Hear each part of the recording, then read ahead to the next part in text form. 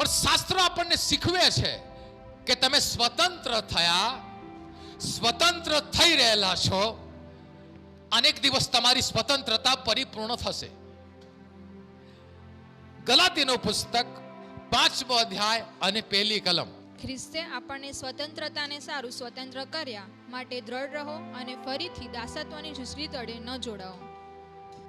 Bible કહે છે ખ્રિસ્તે આપણને સ્વતંત્રતાને સારું સ્વતંત્ર કર્યા.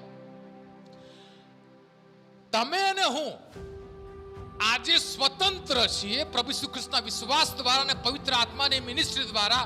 તમને પાપના બંધનમાંથી, શેતાનની ગુલામીમાંથી તમને સ્વતંત્ર કર્યા. પણ શા માટે? સ્વતંત્રતા પ્રાપ્ત કરવાને માટે. તમે સમજશો, પાઉલ કહે છે તમને સ્વતંત્ર કરવામાં આવ્યા. વાય?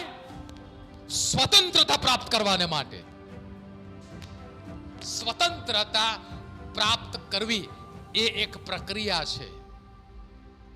આપણે દરરોજ સ્વતંત્ર થયા કરીએ છીએ. જ્યારે જ્યારે દેવના આત્માની ફળલાઈટ આપણા જીવનમાં આવે અને દેવનો આત્મા આપણે હચમચાવે કે આ જીવનના પાસામાં લોર્ડશિપની આવશ્યકતા છે, આ એક બંધન છે, એટલે આપણે દેવના આત્મા દ્વારા એ બંધનમાંથી છૂટા થઈએ છે. It is on going process. દાખલા તરીકે પ્રભુ ઈસુ ખ્રિસ્તે લાજરસને સજીવન કર્યો. પ્રભુ ઈસુ ખ્રિસ્તે 4 દિવસ પછી મુલાકાત લીધી, કબર આગળ ગયા અને આ પ્રમાણે કહ્યું, ઓ લાજરસ બહાર આવ, ઓ લાજરસ બહાર આવ, કમ.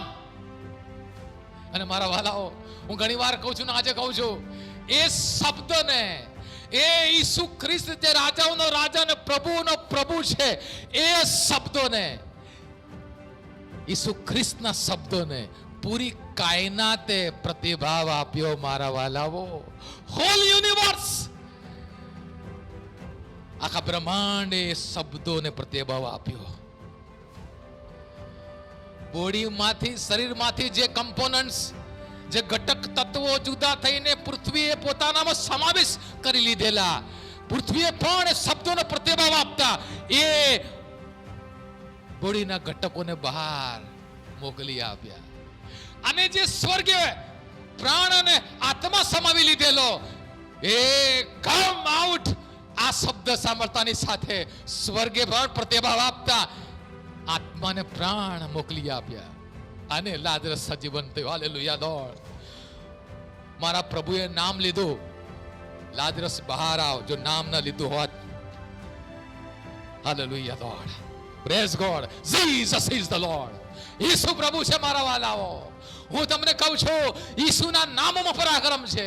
યુઝ ઇટ, એનો ઉપયોગ કરો. પૂરી પવિત્રતાની સાથે એનો ઉપયોગ કરો. જો તમે પવિત્રતાના વસ્ત્રો ધારણ કરેલા છે, ઈસુનું નામ તમારા માટે એક અસરકારક હથિયાર સાબિત થઈ પડશે. તમે ખાલી કીધો જીસસ ઇઝ ધ લોર્ડ, ભલભલા બંધનો ઝૂકી જશે.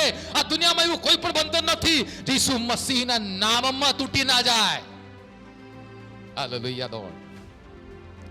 અને ત્યારે મારા વાલાઓ, લાજરસ સજીવનથી બહાર આવ્યો, પણ બાઇબલ આ પ્રમાણે કહે છે એ બંધન અવસ્થામાં બહાર આવ્યો. એ મૃત્યુમાંથી મુક્ત થયો, એ સ્વતંત્ર થયો, પણ સ્ટીલ બંધનો હતા. અને પ્રભુ ઈસુ ખ્રિસ્ત એમ કહે છે, એના બંધનો છોડો, જેથી તે સ્વતંત્રતાનો આનંદ માણી શકે. હાલેલુયા. તો આપણે સ્વતંત્ર થયા છે અને સ્વતંત્ર થઈ રહેલા છે. હિબ્રુનો પત્ર 12મો અધ્યાય અને 1લી કલમ. તો આપણી આસપાસ શહીદોની એટલી મોટી વાદળારૂપ ભીડ છે, માટે આપણે પણ દરેક જાતનો બોજો તથા વળગી રહેનાર પાપ નાખી દઈએ અને આપણે સારું ઠરાવેલી શરતમાં ધીરજથી આપણે દોડીએ. ઠરાવેલી શરતમાં દોડી રહેલા છે. We are on the track. આપણે દોડી રહેલા છે. અને આ ઠરાવેલી શરતમાં કોણ દોડે છે? ઈસુ ખ્રિસ્ત પર વિશ્વાસ કરે છે વિશ્વાસી વ્યક્તિઓ દેવ દ્વારા અભિષેક પામેલા વ્યક્તિઓ દોડી રહેલા છે અને એમને ઉદ્દેશીને ઇબ્રીનો પત્ર આ પ્રમાણે કહે છે કે દરેક જાતનો બોજો તથા વળગી રહેનાર પાપ નાખી દઈને આપણે ઠરાવેલી શરતમાં દોડીએ. હું તમને કહું છું, તમારામાંથી ઘણા એવા લોકો છે જે માથે બોજોને દોડી રહેલા છે. અરે બોજાને બાજુ પર નાખો. ઈસુ ખ્રિસ્ત પરના વિશ્વાસને પવિત્ર આત્માના પરાક્રમ દ્વારા એ બોજામાંથી મુક્ત થાઓ. હું ઘણાને જોઉં છું જેમાં વળકી રહેનાર પાપ છે, અને ઘણી વાર ઘણા ખ્રિસ્તી વ્યક્તિઓ એને પાપ જ ગણતા નથી. જે પાપ છે એને પાપ ગણતા નથી. હું તમને કહું છું, તમારા પર પવિત્ર આત્માની ફ્લડલાઇટ આવવા દો કે જેથી તમને ખબર પડે કે પાપ છે અને એને તમારા જીવનથી દૂર કરો. વળગી રહેનાર પાપ એટલે તમે છોડો છો ને ફરીથી ચીપકી જાય છે એવું પાપ. એના માટે ફાઇટ કરવાની આવશ્યકતા છે, એના માટે લડવાની આવશ્યકતા છે. તમે એકવાર નિર્ણય કરો, મારે આ વ્યસનમાંથી મુક્ત થવું છે, અને 2 દિવસ 3 દિવસ તમે ચાલો, અને ચોથા દિવસે તમે જેમા કાકાના અડ્ડા પર દારૂ પીતા હોવ તો હું કહું છું તમે કાયર માણસ છો. You didn't fight for freedom.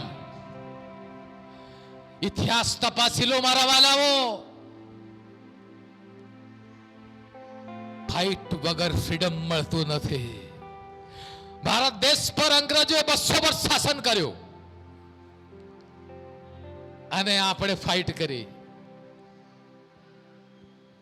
Bharat દેશ ગાંધીજીની અગવાઈમાં લડત કરી. We fight for our freedom. અને આખરે આપણે સ્વતંત્ર થયા કે નહીં થયા? હું તમને કહું છું, એવું કોઈ પણ બોજ નથી જ્યાંથી તમે સ્વતંત્ર ના થઈ શકો.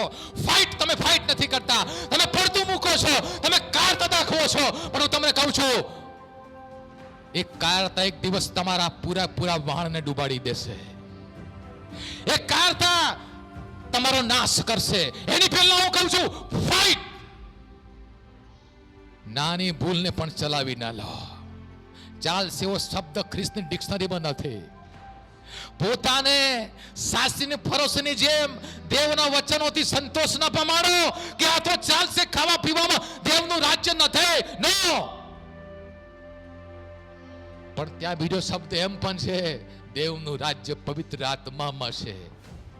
અને મને કહો છો, મને તમે કહો, કયા વ્યભિચારીમાં, કયા દારૂડિયામાં દેવનો આત્મા ભરપૂર રીતે રહે છે? મેં મારા જીવનમાં 19 વર્ષ દારૂ પીધો. I fight for my freedom through the Holy Spirit. અને મારા વાલાઓ, તંબાકુ ખાવાની આદત હતી. બુધાલાલ તે સમયોમાં હતી, અને તે સમયોમાં ગુટકા પણ હતા. તુલસી, માણેકચંદ. આઈ ડોન્ટ નો અત્યારે શું છે હાલ. અત્યારે આપણે ફક્ત મીઠું પાન ખાવા મુલાકાત લઈએ છીએ, પણ આ બુધાલાલની પડીકી ખાવા વગર મારા વાલાઓ મને પાકિસ્તાન ના જવાય. એ બંધન હતું મારા વાલાઓ. અને દેવનું વચન મને પડ્યું, આ બંધન છે. હું જાતે મુક્ત થવા પ્રયત્ન કર્યો, but it didn't work. A work થયું નહીં. અને મેં સુનિલ સાહેબની સેવા લીધી. સર, મારે આમાંથી મુક્તિ જોઈએ છે. સરે બેસાડીને મારે કાઉન્સેલિંગ કરતા આ પ્રમાણે કહ્યું, ખરેખર તો છૂટવા માંગે છે? મેં કહ્યું, યસ, હું છૂટવા માંગુ છું. અને આખરે 2 મહિના મેં સ્ટ્રગલ, મેં ફાઇટ કરી મારા વાલાઓ. અને બુધાલાલની પડીકી ગઈ. હેલો, માણેકચંદ ગઈ, ચૂટકી ગઈ. તે વખત ચૂટકી પણ હતી. પણ આપણે જ્યારે ચલાવી લઈએ છીએ, ચાલશે. એટલે એ જે વ્યસન છે એ શેતાની તાકાતોને તમારા જીવનમાં બારી બારણા ખોલી આપશે.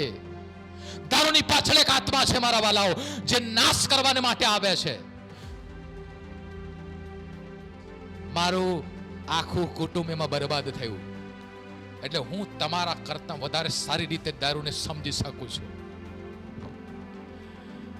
મેં મારા ભાઈને 2011માં ગુમાયો, ઓનલી 36 years old. મારા ભત્રીજાને ગયા વર્ષે ગુમાયો, ઓનલી 37 years old. મારા ફાધરને ગુમાયો 52 વર્ષે દારૂને કારણે. આઈ નો દારૂનું બંધન શું છે. એની પાછળ દુષ્ટ આત્મા છે. તમે છોડવા જશો ફરીથી આવશે. 2 દિવસ પછી, 3 દિવસ પછી ફરીથી. હું કોઈ ઠોકમન કરો, એ કારતાને પ્રદર્શિત ના કરો. કારણ કે દારૂ એકલો મરતો નથી મારા વાલાઓ, એની સાથે કુટુંબ બરબાદ થાય છે. અને દારૂડિયાઓ હંમેશા સેલ્ફિશ, સ્વાર્થી વિચારધારા વાળા હોય છે. એમને પોતાનું જ સમજે છે કે પોતાના એક પેગમાં આનંદ માણે. કુટુંબનું જે થાય તે. એટલા માટે મારા વાલાઓ, મારા ભત્રીજાના દફન વિધિમાં મારે કેવું પડ્યું, દારૂડિયાઓની સાથે તમારી દીકરીના લગ્ન ના કરશો. અને જો તમારા દારૂડિયા દીકરા હોય, કદી ના પરણાવશો. પણ બાઇબલ કહે છે એ બંધનમાંથી મુક્ત થવાય છે. હું થયો, મારી જેવા હજારો થયા. કારણ કે પ્રભુ તે આત્મા છે, અને જે આત્મા છે ત્યાં સ્વતંત્રતા છે. હાલેલુયા દોડ. પ્રભુ તે આત્મા છે, અને જે આત્મા છે ત્યાં સ્વતંત્રતા છે મારા વાલાઓ. હાલેલુયા. રણભાઈ હમણાં સંજયભાઈના ઘરે ગયા, સંજયભાઈ મંદિરના બેનના ઘરમાં. હું જ્યારે ગયો ત્યારે અમે સાક્ષી આપી, મને દારૂ વગર ના ચાલે. પણ પ્રવીણભાઈ આયા, દેવનો અભિષેક ગયો મારા વાલાઓ. બંધન અવસ્થા મુક્ત થઈ ગઈ. જોય, આનંદ એના ઘરમાં સ્થાપન થયો. જેઓ છોડવા માંગે છે એને દેવ મદદ કરે છે. તમે મે બી કોઈ ખાડામાં પડેલા છે તો તમને દોરડું આપવામાં આવશે, પણ દોરડું પકડવાની જવાબદારી તો તમારી રહેશે ને ભાઈ. એટલે હું કહું છું, જ્યાં આત્મા છે ત્યાં સ્વતંત્રતા છે. કોઈ પણ બંધન હોય એમાંથી બહાર આવો. કોઈ પણ બંધન, કોઈ પણ બોજો, ભવિષ્યની ચિંતાનો બોજો નાખી દો. માંદગીમાંથી છુટકારો પ્રાપ્ત કરો. ઘણીવાર આપણે માંદગીને પાળી લઈએ છીએ, એને પાળીએ છીએ. સરસ તું આવી તો લોકોની સિમ્પથી મને મળશે. મને ઘરનું કામ નહીં કરવું પડે, મને દેવનું કામ તો કરવું જ ના પડે. ઘરનું કામ નહીં કરતું, દેવનું કામ તો સવાલ નથી. વેલકમ યુ એમ આપણે કહીએ છીએ. હું કહું છું, દંડો લો, દંડો લો, અભિષેક હાથમાં લો, આત્માને આવવા દો, માંદગીને ધમકાવો. હું તમને આ કપોળ કલ્પિત બાબતો કહેતો નથી. આ વ્યવહારુપણે અમલમાં આવી શકે એવી બાબતો છે. એટલા માટે કહું છું, અભિષેકથી પરિપૂર્ણ થાવ. સ્વતંત્રતા ભોગવો ને સ્વતંત્રતા માટે ફાઇટ કરવી જરૂરી છે. નારદના પુસ્તક તમે વાંચો, દેવના લોકો પાપ કરતા, બંધનમાં જતા, ગુલામીમાં જતા, અને પછી શું કરતા? દે વર ફાઇટ. તો ફાઇટ કરતા અને ફ્રીડમ હાસિલ કરતા. સ્વતંત્રતા ફ્રીડમ વગર મળતું નથી મારા વાલાઓ.